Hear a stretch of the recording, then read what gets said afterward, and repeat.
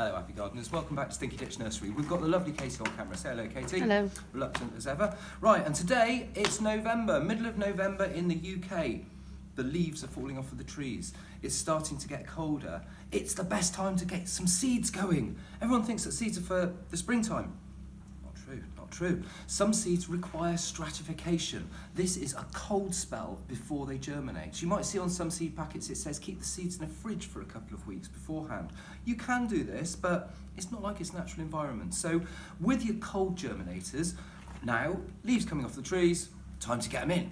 And what we're going to be planting up are some Aquilegia. Now these Aquilegia seed heads here, Katie spinning, I've just collected off of an Aquilegia plant in the greenhouse. Katie, come and have a look over here. Here we are. It just grows here by itself each year, and as you can see, these things just self-seed, the seeds fall out like that. And look, there's some babies that have come up down here from last year. Oh, covered in whitefly. There we are. Every bit of nature's got its part. So for this, we are going to need some cold weather approaching. Perfect. A pair of glasses if you can't see seeds, a container to put your seeds in this compost, a label that you have marked with the name of the plant and the date in a pencil. Pencil don't wash off. Permanent marker, don't believe it. And also a seed mix. Now this seed mix that I'm using here, have a look at one of my other videos. You can basically get some multi-purpose compost, peat-free, mix about a third sand with it and give it a good sieve with a nice fine sieve like that, and you will end up with your lovely seed compost. Now what we're going to do is we're going to pop that into a pot. Simple as that.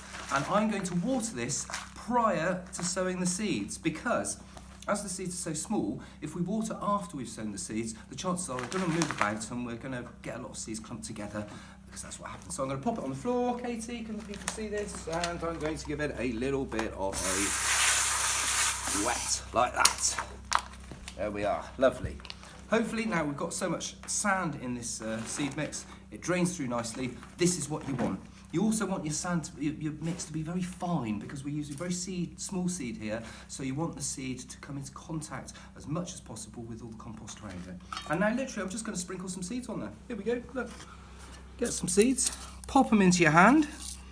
You probably know the method by now if you've watched a few of my videos like this. This is how you sow your small seeds. You pop them into your hand like that, and then you create a groove in your hand, and then if you tap your hand like this, you can see they just sort of fall out one by one or two by two, and you get a good idea of how many you're sowing. Now we don't want to overcrowd this tray too much. That will do, I think. There we go. Right, now another thing that Aquilegia seeds need is UV light to be able to germinate. Quite a few plants need this. They tend to be self-seeders, like the Aquilegia there. You can see the seeds just self-seed. Snapdragons as well, antirrhinum, foxgloves, poppies, all these plants that just have tiny seeds that they sprinkle on the ground, they quite often need UV light to be able to germinate. They've probably evolved like this so that they don't start putting energy into growing when there's shade above them, and they actually see that there's light coming, and so they do.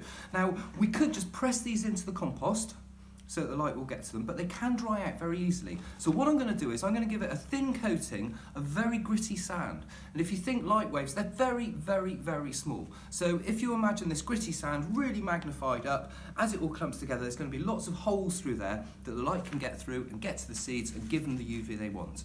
And so, Katie's brilliant. I'm just going to sprinkle over a bit of this gritty sand. If you want to see how gritty it is, it's like that. You can use anything really.